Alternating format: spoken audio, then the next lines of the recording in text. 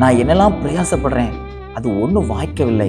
நான் ரொம்ப கஷ்டப்படுறேன், என்னால சில காரியங்களை மீட்டெடுக்க முடியலன்னு ரொம்ப வருத்தத்தோட கூட இருக்கீங்களா? கர்த்தர் இன்னைக்கு உங்க கூட பேசுகிறார். சங்கீதம் புஸ்தகம் 130 வசனம் இப்படியாக சொல்லப்பட்டிருக்கிறது, பினெகாஸ் எழுந்து நின்று நியாயம் செய்தான், அதனால் வாதை நிறுத்தப்பட்டது. பினெகாஸ் என்கிற தேவனுடைய மனுஷன், இஸ்ரவேல் ஜனங்களுக்குள்ளே தேவன் ஒரு பெரிய வாதையை கட்டளையிடுகிறார். பெரிய வாதை. இந்த வாதையை தடுத்து நிறுத்த முடியவில்லை. இந்த ஜனங்கள் ஆண்டவரை அறியாதது போல நடந்து கொண்டு தேவன் அருவருக்கக்கூடிய காரியங்களை இவர்கள் செய்தது நிமித்தமாய், தேவனுக்கு மிகவும் இகழ்ச்சியான காரியங்களை செய்த நிமித்தமாய், பாருங்க, எங்க அம்மா என்ன பெற்றிருக்கிறாங்க, எங்க அப்பா இருக்காங்க, நான் எங்க அப்பாவை விட்டுட்டு எங்க அம்மாவை விட்டுட்டு இன்னொருத்தவங்களை போய் நீங்க தான் எங்க அப்பா, நீங்க தான் எங்க அம்மா அப்படின்னு சொன்னா எப்படி இருக்கும்? அவங்க கூட போய் சாப்பிட்டுட்டு அவங்க கூட போய் இருந்தா அவங்க மனசு எவ்வளவு துக்கப்படும், கொஞ்சம் யோசித்து பாருங்க. அதே போலதான் தேவனுடைய இருதயம் துக்கப்பட்டுச்சு.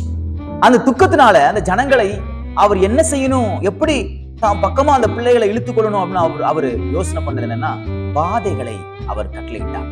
இப்படிப்பட்ட போராட்டங்களையும் வியாதிகளையும் சுகவீனங்களையும் ஆண்டவர் கட்டளையிட்டார். அப்படியாவது என் ஜனங்கள், என் பிள்ளைகள் என் பக்கமாக வருவார்களா என்று எதிர்பார்த்தார். ஆனால் ஜனங்கள் திருதின பாடு இல்லை. உடனே பினெகாஸ் என்கிற ஒரு பரிசுத்தவான் எழுப்புகிறார்.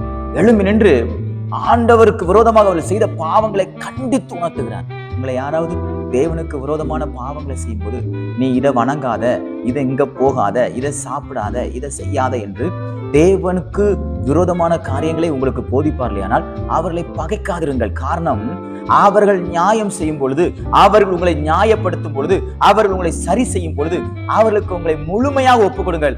அப்பொழுது வாதை நிறுத்தப்படும், அப்பொழுது உங்கள் வியாதிகள் சுகமாகும், அப்பொழுது உங்கள் பிரச்சனைகள் மாறும், அப்பொழுது உங்கள் தடைகள் நீங்கும், அப்பொழுது கர்த்தர் ஒரு சுபிட்சமான வாழ்க்கையை உங்களுக்கு தருவார். என்ன அவங்க அப்படி கண்டிக்கிறாங்க, சபைக்கு போறீங்க, சர்ச்சில் சில காரியங்கள் இப்படி செய்யாத, இப்படி இரு, அங்க போகாத, இங்க போகாதன்னு சொல்றாங்களா? அவர் எப்படி சொல்லலாம்? அவர் எப்படி பிரசங்கத்துல அந்த வார்த்தையை பயன்படுத்தலாம்? அவர் ஏன் நான் செஞ்ச தப்பை ஏன் எல்லாத்துக்கும் முன்னாடி சொல்லணும்? அப்படி இப்படி நீங்க சொல்லாம, நான் தேவனுக்கு விரோதமான பாவங்களை செய்திருக்கிறேன், ஆகையால் நான் அதை சரி செய்து கொள்கிறேன் என்று நியாயத்துக்கு கீழ்ப்படிவில்லை, ஆனால் வாதை நிறுத்தப்படும். உங்க கண் பிரச்சனை மாறும், உங்களுடைய வியாதிகள் சுகமாகும், பிசாசின் போராட்டங்களிலிருந்து அற்புதங்கள் நடக்கும். விசுவாசிக்கிறீங்களா? நான் சொல்வது போல இன்றைக்கு கர்த்தர் உங்களை ஒரு பினெகாசாய் எழுப்பி இருக்கிறார். பினெகாஸ் எப்படி எழுந்து நின்று நியாயம் செய்தானோ, அதே போல நியாயம் செய்யும் பொழுது உங்களுக்கு இருக்கக்கூடிய வாதைகளை கர்த்தர் நிறுத்துவார், வியாதிகளை நிறுத்துவார், போராட்டங்களை நிறுத்தி இன்னைக்கு ஒரு சந்தோஷத்தையும் சமாதானத்தையும், ஒரு தெளிவுள்ள ஒரு புத்தியையும் நல்ல ஒரு சுகத்தையும் கர்த்தர் தந்து உங்களை வழி நடத்துவாராக. God bless you.